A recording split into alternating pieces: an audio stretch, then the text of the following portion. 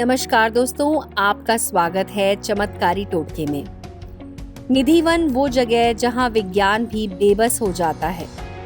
निधि one में आज भी राधा संग रास रचाते हैं श्री कृष्ण।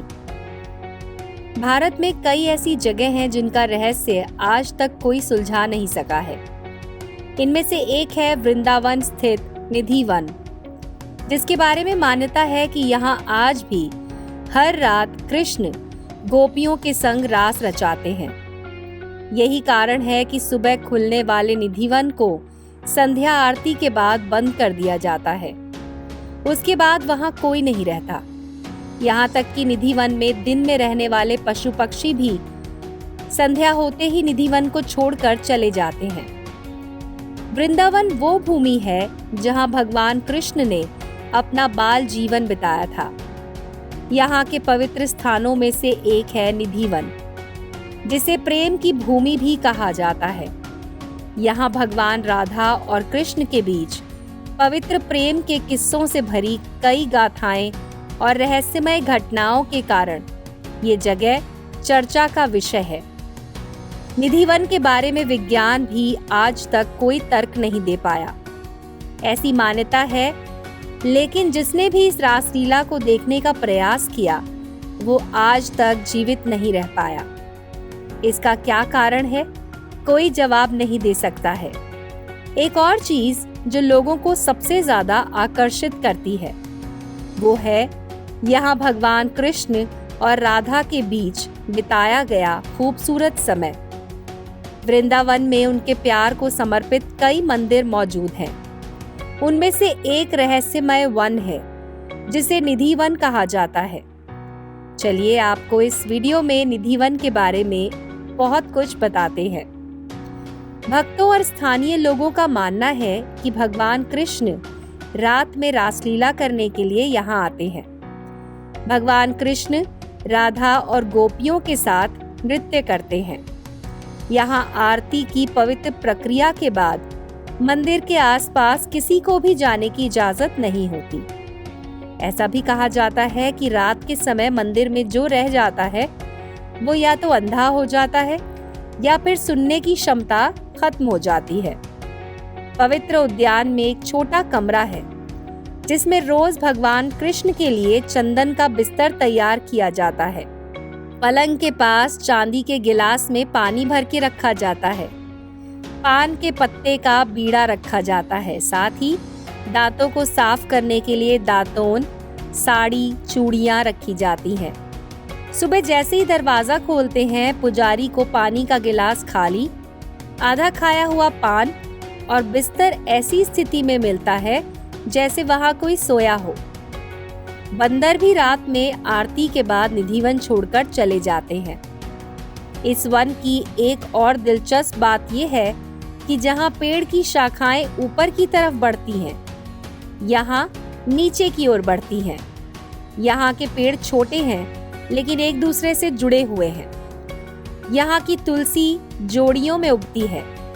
ऐसा माना जाता है कि पौधे गोपियों में बदल जाते हैं और रात के समय नृत्य में शामिल हो जाते हैं।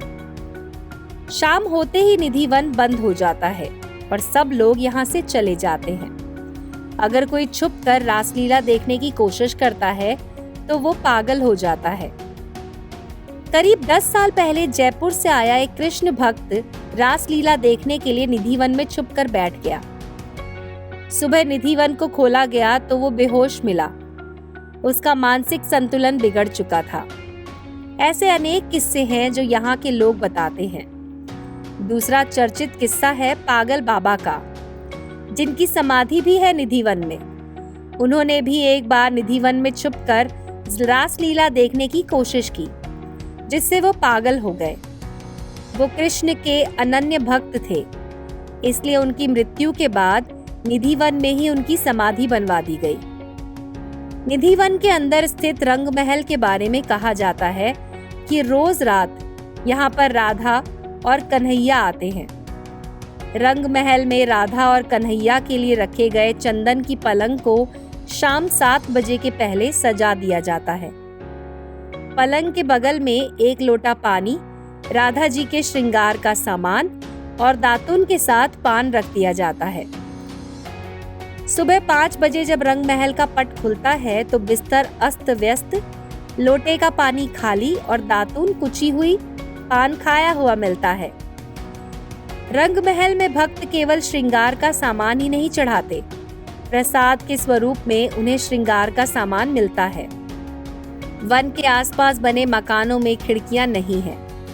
यहाँ के निवासी बताते हैं कि शाम 7 बजे के बाद कोई भी इस तरफ नहीं देखता। जिन लोगों ने देखने का प्रयास किया या तो वो अंधे हो गए या फिर उनके ऊपर देवीय आपदा आ गई। निधिवन में ही वंशी चोर राधा रानी का भी मंदिर है। यहाँ के महंत बताते हैं कि जब राधा जी को लगने लगा कि कन्हैया हर समय वंशी ही बजाते हैं, उनकी तरफ ध्यान नहीं देते, तो उन्होंने उनकी बंसी चुरा ली। इस मंदिर में कृष्ण की सबसे प्रिय गोपी ललिता जी की मूर्ति भी है। श्री कृष्ण द्वारा निर्मित विशाखा कुंड निधिवन में है। विशाखा कुंड के बारे में कहा जाता है कि जब भगवान श्री कृष्ण सखियों के साथ रास रचा रहे थे, तब एक सखी विशाखा को प्यास लगी। कोई व्यवस्था ना देखकर कृष्ण ने अपनी वंशी से इस कुंड की खुदाई की, जिसमें से निकले पानी को पीकर विशाखा सखी ने अपनी प्यास बुझाई। इस कुंड का नाम तभी से विशाखा कुंड पड़ गया। इसी तरह जुड़े रहिए दोस्तों हमारे चैनल से। आपका अपना चैनल चमत्कारी टोटके। वीडियो में दी गई जानकारी आपको कैसी लगी, कमेंट करके जरूर बताएं। कमेंट बॉक्स में जय श्री राधा कृष्ण जरूर लिखें। वीडियो को शेयर करना ना भूलें दोस्तों।